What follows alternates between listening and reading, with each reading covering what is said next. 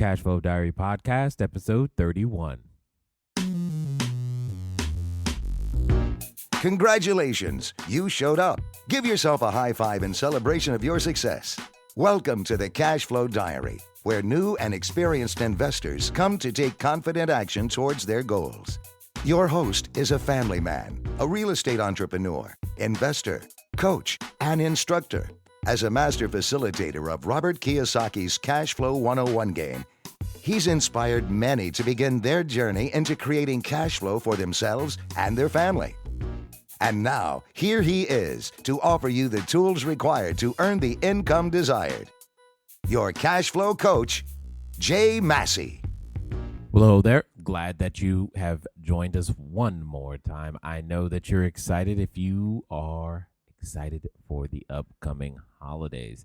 Well, that's part of what we're going to talk about, because I know what can happen during the fourth quarter is that a lot of us may decide to say, I can take time off and start next year. No, there's still time left in this year. So that's what we're going to be talking about, is how to get the most out of the next 60 days via the techniques known as time management. And more importantly, let's just call that resource management. With that being said, if this is your first time joining us, feel free to go over to learninvestingnow.com, learninvestingnow.com. Place your name and email in the box, and you'll start getting our free e-course on learning how to do wholesaling. It's basically a process where you learn how to buy and sell property using none of your own money or credit. If that interests you, feel free to go over to learninvestingnow.com, get your free course, and get started now. Also, if this is your first time, feel free to listen to episode 1 to understand a little bit about how we operate and what it is that we're all about here at the Cash Flow Diary. All right, let's get right into it. Today's cash quote is, I am definitely going to take a course on time management just as soon as I can work it into my schedule. I thought that was a little funny. It comes to us from Louis E. Boone. He was a United States academic author. That means he literally wrote textbooks on business and economics. And I just thought that was interesting that, he said, definitely funny for sure, that, you probably said something similar, right? I will go ahead and get that course on time management. I'll get started on that thing as soon as I can work it into my schedule. And one of the things that, we definitely want to be aware of is that we all have as much time as we need to get whatever we need done. And that's just one of the core things. So it's not a matter of working it into your schedule. It becomes a matter of many different other things that we're going to be talking about here on this particular episode. All right. So what do I mean when I talk about resource management? Well, in order to even think about resource management, you must think about what are the resources that I have available. In general, I tend to put the resources into 4 different categories. Now, there are more resources than these, and I'm aware of that, but I tend to think of them in 4 different categories because that's just kind of how I was taught. The 4 categories are knowledge, time, money, and credit. Knowledge, time, money, and credit. Those 4 resources and some derivation thereof are required and used in every real estate transaction, dare I say in every business in some way, shape, or form. But the one that you're probably the most concerned about is time. You said things like, Jay, if I had more time, I would definitely be able to do this real estate thing. And nothing attacks time like, the holidays or the fourth quarter, right? And, we've got, Halloween, you got Thanksgiving, you got a whole bunch of other festivities, be that Christmas or Hanukkah or Christmaka, whichever one you like. And we've got demands on our time. We've got expectations from those that know us, those that we've known before we were real estate investors, those that know us now. There are just certain things that you should, that you're now expected to do. Well, one of the things that I want to share with you to help you make the most of this time is that doesn't mean you can't go to the kids' recitals and the birthday plays and the all the other things. In fact, going to them is one of the best ways to begin to spread your influence and, most importantly, your network, so that people know, what you're doing. Because one of the unique things that happens in human conversation is, hey, long time no see. What are you doing? You know, we tend to use this time to catch up with people. So it can become a great time for you to just introduce people to the new version of you that you've been, working on for all this time that you've been listening and learning, etc. So in my opinion, time management per se, I don't know that there's such a thing because I can't manage time. I can't manipulate it, so to speak. I can't make it stop. I can't make it go faster. And there have been times in my investing career where I've wanted both, where you want to make it stop, where all the rent comes in. You're like, ooh, yes, I just love that feeling, right? Or, there have been times where you want it to go faster when, you find out something, bad has happened, or more importantly, a vacancy occurred. You're like, oh, how do we get over that really quickly? But what it comes down to, in my opinion, when we say the word manage, it's just more or less a priority. It comes down to a mindset. We've got to decide what's a priority, because you and I, you probably already know this, but you and I only get 24 hours in any given day. That's it. No more, no less. So we're all given the exact same amount, and it's how you and I prioritize, those hours, minutes, seconds in a day, right? And that's what makes the difference, in a year. How do you measure a man's life, right? And it comes down to what he or she prioritized. And so what it comes down to is that some of the things that you expect of yourself should be changing now that you're a real estate investor. You should still expect of yourself, even during this time, to write offers. You should still expect of yourself to accept offers, to open escrows, to close escrows, because you're now paid for generating a result. And no better time than right now to generate that result, right?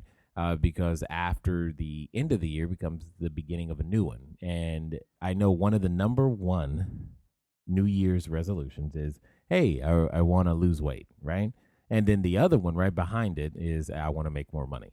And the deals that you close in January and February are going to get started now, clearly.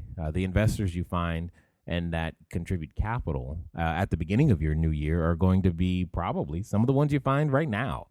And so now is not the quote unquote time to take off, so to speak. So another piece of that whole time management is also, what you expect from your team, because if you're working with, lenders, lawyers, and employees or contractors, etc., you still need to set time expectations for them, because they may be thinking, hey, it's the fourth quarter, Thanksgiving's coming up. I don't really need to move as fast. And that may or may not be true depending on what you are asking them to do, but it's definitely something you want to think about. You always want to work with the principle of what, when. Always ask people, what are you going to do? When are you going to do it by? And now, like no other time, you don't want that question unanswered, because if you leave what and or when unanswered, then they're free to answer it in any way they like. And then what ends up happening is that you feel like you've lost, time. So, and just as a side note, one of the things that I've been using recently, I'm sure many of you have figured out, or at least know, that I've been doing lots of traveling recently. In fact, right now I'm in Miami, Florida, which is cool. And we started using in our company a app by the name of Voxer, Voxer. Started using it probably 1 or 2 months ago now. I don't know. And it has been awesome because it allows you to talk to your team members or anyone, technically. You can leave a little voice message that gets sent via like a walkie-talkie via Wi-Fi or an internet connection, no matter where the person is. So if you're in Estonia and you're talking to people in the U.S., it works. If you are in a meeting and then you don't need to be bothered right now, but someone can leave you a quick message and you can respond. Why this has become a time management tool is something I want to share with you. This is part of how you should begin to look at your time. You say, well, I can just make a phone call, Jay. That's true, you can. But literally, how long does it take to dial the number? That's assuming you know where the number is in your phone. But let's just assume you do. How long does it take to dial the number? How long does it take for that call to connect? And then when it connects, especially in the US, because you can't just answer the phone and go, hey, this is what I need. You have to say, hey, how you doing? Introduce yourself, be polite, nice, and then 1 or 2 minutes later, then you can actually get into the actual, this is what I need, right? Especially when it becomes to inner office communication. So it's become a way for us who work virtually to have quote unquote inner office communication that allows us to save 1 to 2 minutes every time any person has a question, comment, concern, or just needs to say something. And one of the things I like the most about it is that I can, with one message, send it to like 4, 5, 6, 7, 8, 9, 10 different people all at the same time. It's awesome. It's really good. And guess what? If you didn't understand something, you can play it again. And here's probably the biggest piece is that because it's your voice, there are things that are communicated when we speak that a text message or an email just could never, ever, ever, ever do. And now you don't have to worry about that. It's pretty cool. So think about that when it comes to time management, always looking for new tools to help with that. And then probably the most important skill set when it comes to managing your time is just having the ability, dare I say, courage to stand up under your own decisions. Occasionally, we get challenged into making decisions, making them quickly because we're concerned that we're going to make a mistake. Well, make the mistake. That's better than making no decision. Just make a decision as fast as you possibly can, because then after that, at least you have the benefit of wisdom. Your wisdom is what occurs after you've made a decision that didn't work out. So keep that in mind. One of the other resources that I was talking about is money or credit. Now, I'm going to put money, credit, as well as equity all in the same little category. What does that mean? Well, in this particular case, money and or credit simply is exactly that, money and or credit. But it comes down to understanding economics a little bit. Now, I didn't really major in economics. As many of you know, I didn't even finish college. But in high school, I remember something about economics being a science of unlimited wants versus limited resources or something like that. One of you will send me an email with the actual definition, I'm sure. Anyway, and that's when it comes down to understanding focus. That's literally how you can work when it comes to managing the resource of money or credit. What do I mean by that? Is you and I must make more choices about where to apply our energy. Now, in my opinion, money is just stored energy that we get to release every time we use it to obtain a good or service from someone else. So just keep that in mind. So in this case, when it comes to money or credit or equity, some of the things that you want to be thinking about are leverage, return on investment, inflation, as well as taxes. Now, all of those 4 topics in and of themselves are hours long conversation.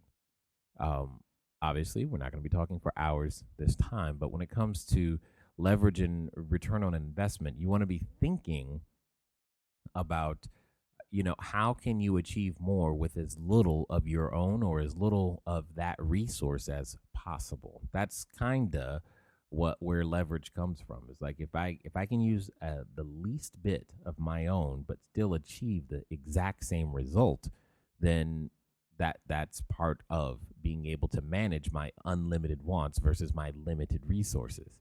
In the U.S. anyway, the financing allows us to do that.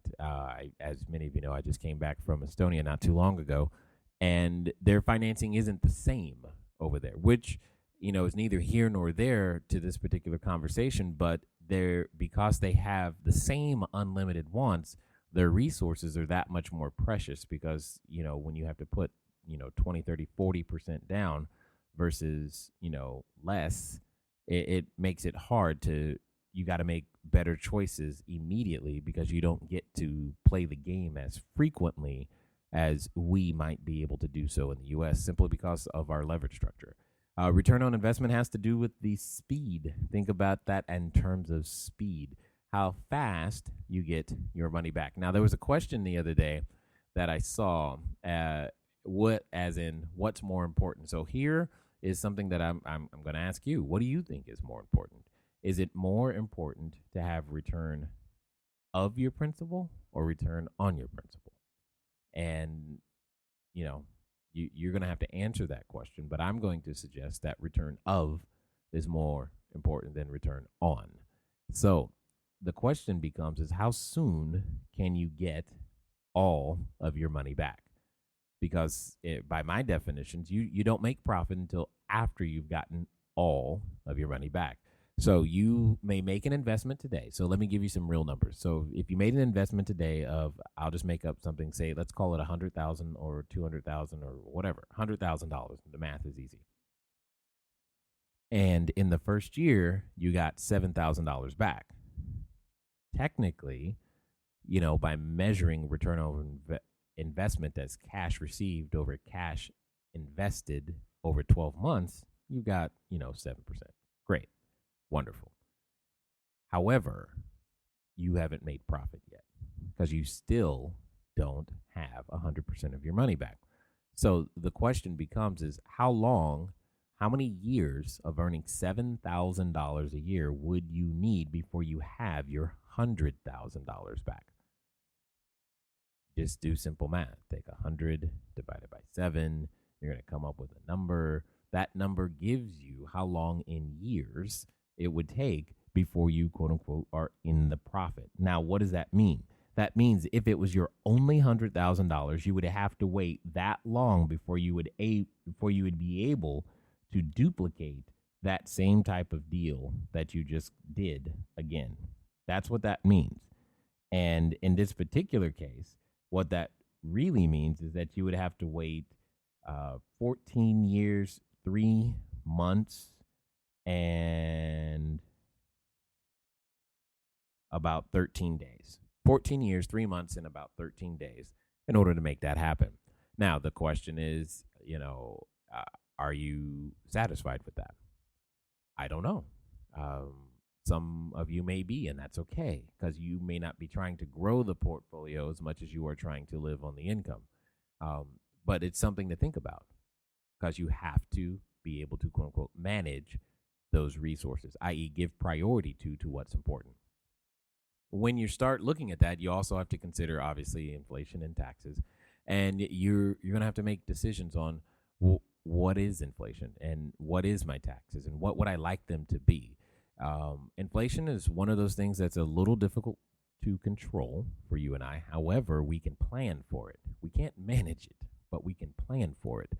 And many people, unfortunately, don't. And that's what I learned as a financial planner many years ago, is that many people actually don't plan for inflation. And that's just due to a lack of financial education.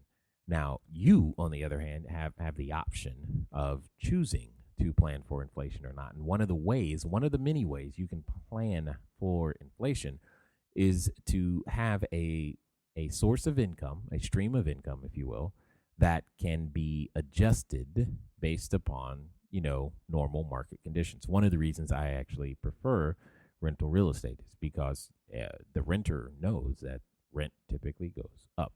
And that's good. That's good for the person who has the good or service that is renting or being rented, right? So inflation or real estate can be used in many different ways to hedge against inflation, okay? And that's the fancy way of saying planning for inflation or money to become worth less over time is called hedging. Same thing with taxes. The good thing about taxes, especially in the U.S., is that not just in the U.S., but you can also do this and many, many other jurisdictions. What it comes down to is that it's almost like inflation. It has to be a plan in place. You have to plan taxes, and there's a penalty for not planning, and that penalty is called paying taxes.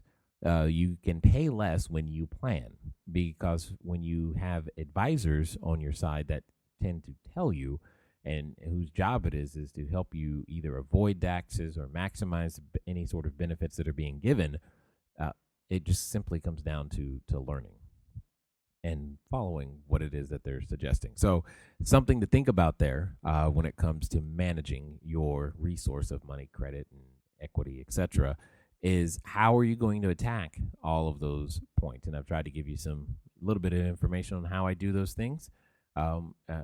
right now. So let's take a quick break over to our cash flow question for this particular episode. And I want to make sure that you have that. So last time, the question was, when selling your real estate, whose perspective is the most important? When selling your real estate, whose perspective is the most important?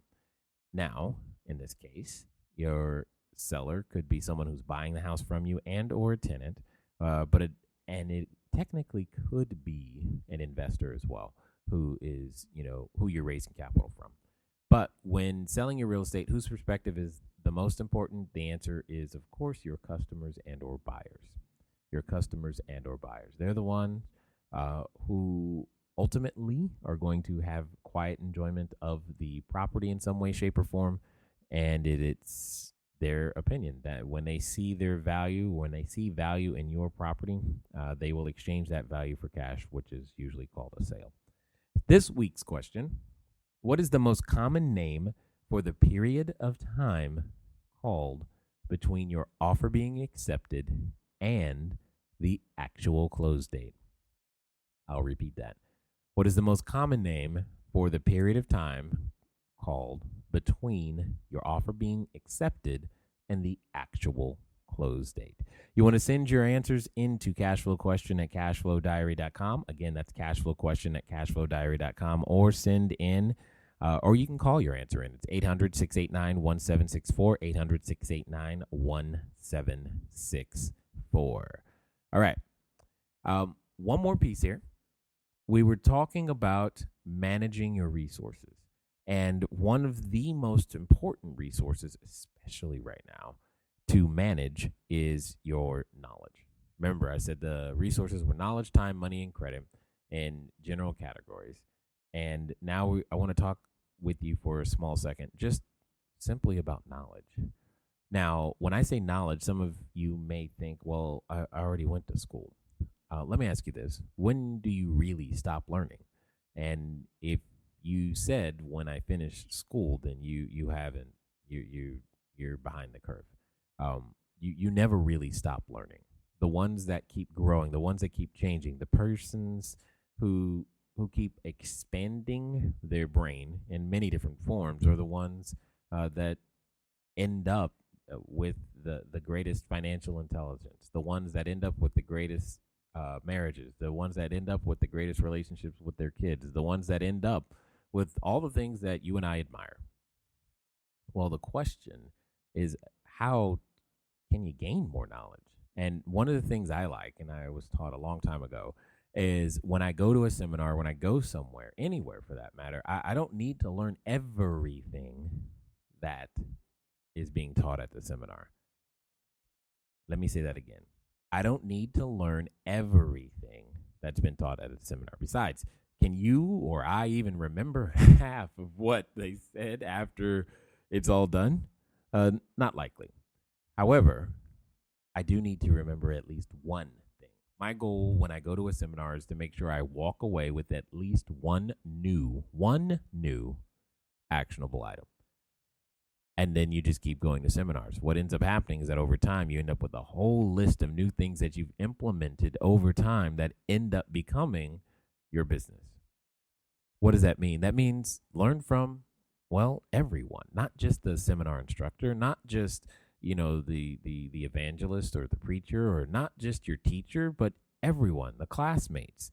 Learn from the janitor, learn from the secretary, learn from everybody, because everybody's got something to teach you if you're open to learning it. Anything and everything can be a teacher if you let it. What does that also mean? That means you have to be in a mindset where you are actually willing to learn. That means you don't say things like, I already know this. That totally shuts out the possibility of you gaining or gleaning something that could be of value. You got to be in that mindset to be willing to learn. You also have to be willing to accept change. What does that mean? Well, I can tell you one thing. Fighting change or resisting or working to prove how what you already know or think is right will only keep you in the same spot. That only works if you're happy with the spot that you're in, which I'm guessing you're not 100% thrilled with it. Because if you were, you probably wouldn't have listened this far into this particular episode. But the point is, you still have to be willing to accept change. Part of change is doing things differently. Differently sometimes, and dare I say often, is uncomfortable for us because it's something we haven't done before, or we're doing it in a way we've never done it before, or we've never thought about it a certain way. That doesn't mean it's wrong. That doesn't mean it doesn't work. And even if it doesn't work, you still learn something. Remember earlier, if you at least make a decision and it doesn't work out, you leave with wisdom, which is good because now you know one more way that it won't work, which is completely fine, which is more progress towards finding the ways that it does. However, you have to be willing to accept it. That means you accept what happens if it goes well, and you also accept what happens if it doesn't. And that's okay, because that means now you have experience, and then therefore you can learn. Anyway, with this particular episode, just remember, the holidays are coming. You know you've got things that are going to eat at your resources, be that knowledge, time, money, or credit. And just keep in mind that you've got to preserve them. You got to protect them. You've got to be able to still apply and prioritize them so that you can go obtain the goals that you're looking for. And finally, before you ask or expect more of your own resources, get good at using what you already have. Then those who have more than what you currently have will be willing to lend you some of theirs because you know how to put your own to even better use. Until next time.